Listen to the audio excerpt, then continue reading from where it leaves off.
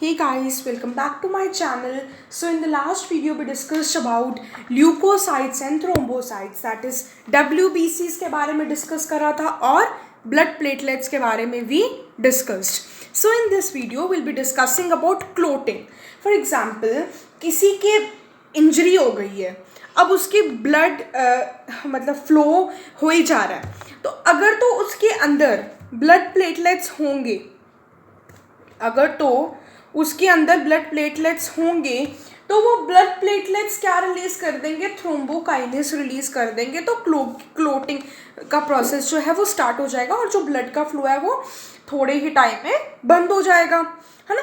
अगर किसी के अंदर, जैसे कईयों के पास ना ऐसे होता है, जैसे जेनेटिक डिसऑर्डर होता है, उसका मैं नेम आपको बताती हूँ, हेमोफीलिया। अब इस हेमोफीलिया में सुनो क्या होता है, ये ना एक जेनेटिक डिसऑर्डर होता है। जेनेटिक डिसऑर्डर का मतलब अगर पेरेंट्स को है तो बच्चों को होगा, ठीक है, उस तरह से फैमिलीज का हो जाता है जेनेटिक डिसऑर्डर। तो इसमें होता क्या है कि ब्लड क्लोट नहीं हो पाता, बिकॉज ब्लड क्लोटिंग प्रोटीन्स नहीं होते हैं, मतलब जिनकी वजह से ब्लड को क्लोट होना होता है, तो वो चीज़ें ही नहीं होती हैं, ठीक है। तो उससे क्या होता है, जेनेटिक, उसे कहते हैं हेमोफीलिया। अब हेमोफीलिया की वजह से एक और चीज़ हो जाती है, एक और कंडीशन होती है, उसे बोलते हैं ये haemorrhage. Okay, what does this mean? This mean कि एक्सेसिव फ्लो ऑफ ब्लड जो होता है वो स्टार्ट हो जाता है। ऑब्वियसली अगर जो ब्लड क्लोटिंग प्रोटीन्स नहीं प्रेजेंट है, दैट इज फाइब्रिन वगैरह, फाइब्रिनोजन वगैरह, तो हेमोफीलिया है, ब्लड अच्छी तरह क्लोट नहीं कर रहा, तो अब होगा क्या, अगर तो किसी में है अच्छे प्रॉपर है सब कुछ, ब्लड क्लोटिंग सब ऑलमोस्ट सभी में होता है, तो होगा क्या कि जो ब्लड प्लेटलेट्स होते हैं वो एक सब्सटेंस रिलीज करते हैं, उस सब्सटेंस को हम कहते हैं थ्रोम्बोकाइनेस। इस थ्रोम्बोकाइनेस को हम थ्रोम्बोप्लास्टिन और फैक्टर एक्स भी बोल देते हैं। ये थ्रोम्बोकाइनेस हेल्प लेता है कैल्शियम आयंस की। जब ये कैल्शियम आयंस की हेल्प लेता है तो ये किसके पास जाता है, किसके पास जाता है, ये वहाँ पे ना हमारे प्लाज्मा में ना एक चीज़ प्रेजेंट होती है। कौन सी चीज़ प्रेजेंट होती है? प्रोथ्रोम्बिन। तो ये प्रोथ्रोम्बिन जो होती है ना बहुत एक्टिव शेड है, पूरा एक साइकिल है, साइकिल आपको अच्छी तरह पता होना चाहिए। तो थ्रोम्बोकाइनेस, कैल्शियम आयन, ये दोनों आकर इसके ऊपर अटैक करते हैं और ये थ्रोम्बिन में चेंज हो जाता है। अब ये थ्रोम्बिन क्या करता है, फिर से कैल्शियम आयंस की हेल्प लेता है और आगे जाकर किस पे अटैक करता है, फाइब्रिनोजन। ये भी प्लाज्मा में प्रेजेंट है, याद है ना, मैंने आपको बताया था उसमें एक वीडियो में, अगर आपने सारी देखी है तो, कि अगर फाइब्रिन एक प्रोटीन प्रेजेंट होता है प्लाज्मा में, अगर इसे रिमूव कर दें तो प्लाज्मा को प्लाज्मा नहीं कहते हैं, उसे सीरम कहते हैं फिर, ठीक है। फाइब्रिनोजन ये क्या है, एक सॉल्यूबल है। जब ये थ्रोम्बिन इसके ऊपर एक्ट करेगा तो ये फाइब्रिन में चेंज हो जाएंगे जो कि इनसॉल्यूबल है। फाइन, इतनी बात समझ में आई। अब ये फाइब्रिन क्या है, ये फटाफट से ऊपर जाएंगे जहां पर चोट लगी है, जहां पर चोट लगी है ये वहां पर ऊपर जाएंगे और वहां पर जाके एक थ्रेड लाइक स्ट्रक्चर मेश बना देंगे, तो जो बाकी के WBCs हैं वो बाहर एस्केप नहीं कर पाएंगे। तो इसको हम क्या कहते हैं, जो ये यहाँ पर बन जाता है इसे हम कहते हैं थ्रोम्बस। अब प्लाज्मा में से, जिसमें से फाइब्रिनोजन जो है वो ऊपर आके फाइब्रिन में चेंज होकर यहाँ बन गए हैं, मतलब कि एक लिक्विड जो बाहर आता है वो होता है सीरम, क्योंकि प्लाज्मा में से फाइब्रिन लिया, उस फाइब्रिन ने थ्रोम्बस बनाया। अब जो लिक्विड पोर्शन है उसे बाहर आना है, उसे हम कहते हैं सीरम। तो चीज़ें कुछ बच जाती हैं, जो एक पीछे थ्रेड लाइक मैश बच जाता है उसे हम कहते हैं थ्रोम्बस, और जो चीज़ लिक्विड पार्ट बाहर आता है उसे हम कहते हैं serum.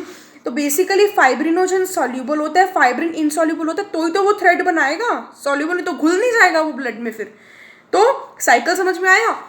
Thrombokinase released by blood platelets with the help of calcium ions, prothrombin को थ्रोम्बिन में चेंज करते हैं, thrombin with the help of calcium ions fibrinogen को फाइब्रिन में चेंज करते हैं, और फाइब्रिन जाकर ऊपर एक मैश बना देते हैं, उसे हम कहते हैं थ्रोम्बस, और जो लिक्विड पार्ट बाहर आता है उसे हम कहते हैं सीरम।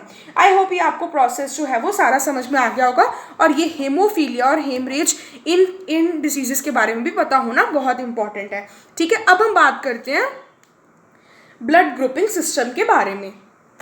अब देखो, कईयों का ब्लड ग्रुप होता है ए, कईयों को होता है बी, कईयों को होता है AB, कईयों का होता है O। A भी होता है, B भी होता है, AB भी होता है, O भी होता है। जो ये ए बी होता है ना, ये सबसे ले लेता है, ये सबसे ले लेता है, इसे कुछ फर्क ही नहीं पड़ता, जो आता है आओ। और जो ओ होता है ना, ये थोड़ा दानी टाइप्स होते हैं, ये सबको देते हैं, ये सबको देते हैं, ये सबसे लेते हैं, देते किसी को नहीं है ये, ठीक है, ये सबसे लेते हैं। और ओ वाले जो होते हैं वो सबको देते हैं, तो इन्हें बोल देते हैं यूनिवर्सल डोनर। यूनिवर्सल है ना, सभी को देते हैं, डोनर मतलब डोनेट करने वाला, इसे हम बोलते हैं यूनिवर्सल रिसिपिएंट। फाइन।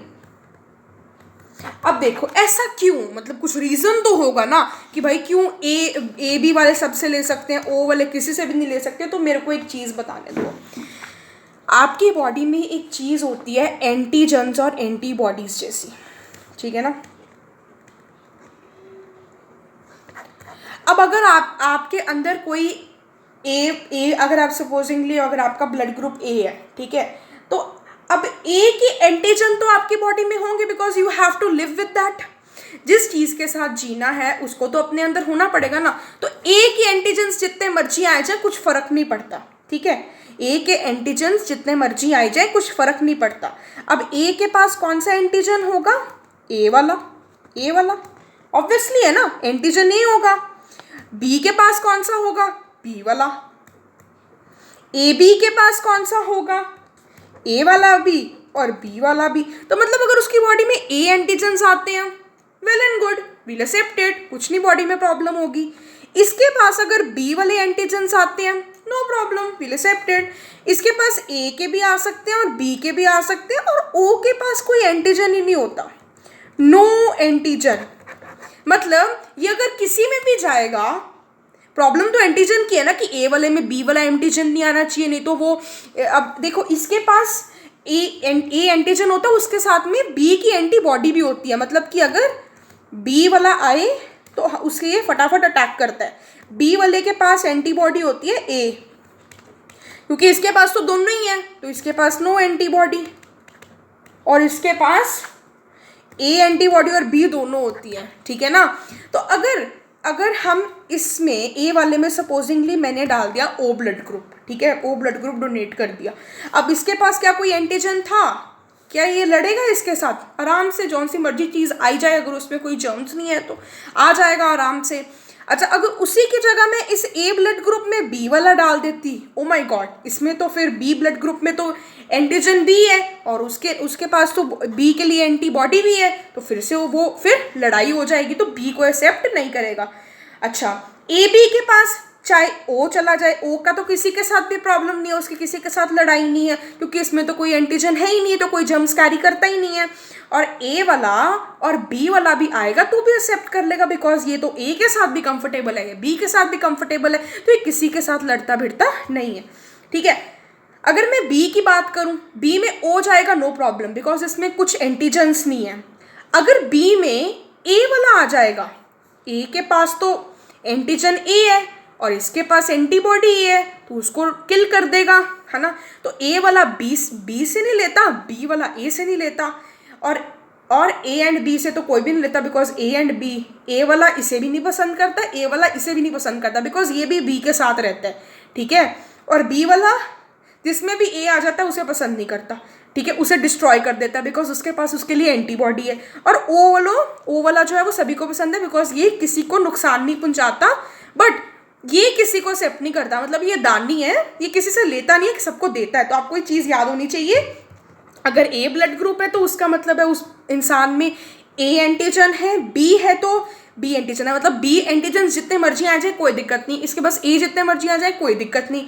बट अगर बी आ जाए तो इसके पास बी के लिए एंटीबॉडी है, तो उसे वो किल कर देगा। और अगर बी के पास ए आ जाए तो भी इसे प्रॉब्लम है, बी के पास या ए के पास ओ आ जाए तो कोई प्रॉब्लम नहीं है। ए एंड बी के पास वो सभी के से ले लेता है, ये ए वाला सिर्फ ए से लेता है, बी वाला ए, देखो तीनों ओ से तो लेते ही लेते हैं, ए वाला ए एंड ओ, बी वाला B and O, A B वाला ए बी एंड ओ तीनों से ले लेता है, ओ वाला किसी से नहीं लेता, वो सिर्फ ओ वालों से ही लेता है, ठीक है। एंटीबॉडी बी होती है तो ही तो वो बी से वालों से लेता नहीं ना, बिकॉज इसके पास भी बी है और इसके पास तो है ही है, तो बी वाला एक्सेप्ट नहीं करता, ये ए वाला नहीं एक्सेप्ट करता, ये सभी एक्सेप्ट कर लेता है, इसके पास कोई एंटीबॉडी नहीं है, इसके पास सभी की एंटीबॉडी है, किसी से भी नहीं ले पाता।